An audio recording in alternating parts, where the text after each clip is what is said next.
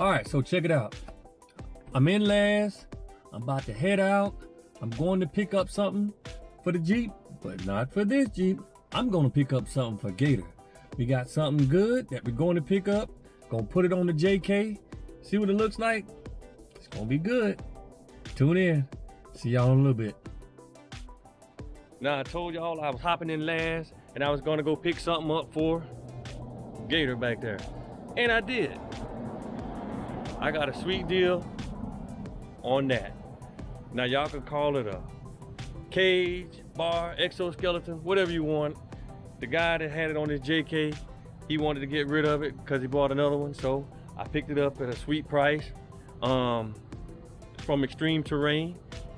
When I wake up in the morning, I'm gonna go ahead and put it on and I'm gonna throw it on Gator and we're gonna see what it looks like. I was already prepared to show y'all an install video on putting it on, but as you can see,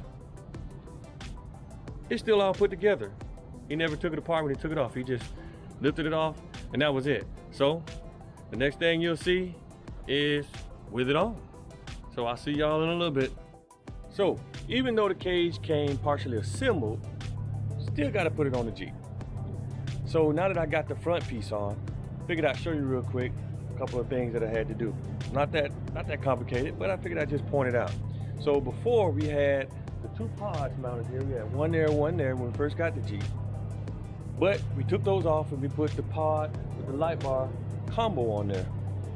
Now, because we're putting this on here, we had to take that off and use the same mounting positions and the same bolts, obviously the ones that come with the stock bolts, to put this on. And as you can see, there's 4 mounting bolts. It mounts up right there. And there's where the 2 bolts went up front that I'm putting back in. So we'll go ahead and get started on the rear and get that installed, and we'll get back to you on what we had to do there. All right, so here we go. There's the 2 front bolts that you're gonna have to put back in the stock location after you remove your light bar, your pods. If you have them, if you don't have to worry about them. Then there's the 4 bolts that go through the roof rack into the stock location. You can use the stock bolts. Here's the bolt that connects the centerpiece to the front piece. Here's your crossbar, another crossbar, another crossbar, another crossbar, and here's the rear piece. And once you connect the rear piece, there's where the bolt's gonna go right there to connect the rear piece to the bottom piece, and the bottom piece connects in the frame like so. If you have the stock bumper, you're gonna have to take the stock bumper off, and the 2 bolts that connect the L bracket to the frame, you're gonna use those same 2 bolts. Go in there, it gives you 3, just in case you wanna adjust it and bring it down closer to the roof. But use the top 2 bottom ones, it's fine. Now if you notice, there's a bolt here missing. That's because that's where the stock bolt would go for the tow hooks. So what I'm gonna have to do is, I'm gonna have to get a nut and put on the stock bolts that go to the tow hook. As you can see, there's one right here on this side that's actually connected, but I'm using the bracket for the tow hook. But I'm gonna get a couple nuts and put on those, and I won't have to worry about that. So I'm gonna go ahead and I'm gonna finish this thing up, and we'll get back to you in a minute. All right, I got the roof rack on Gator. Looks good. Mounts up in the factory mount location. It's got adjustable holes up here where you can move the racks back and forth depending on where you want to put your basket up, if your surfboard up, or whatever you want to put up there, you can adjust it. Looks good on the Jeep, but I want to point something out. I know I said earlier before, it works great if you have to have an aftermarket bumper because there's no end caps on aftermarket bumper.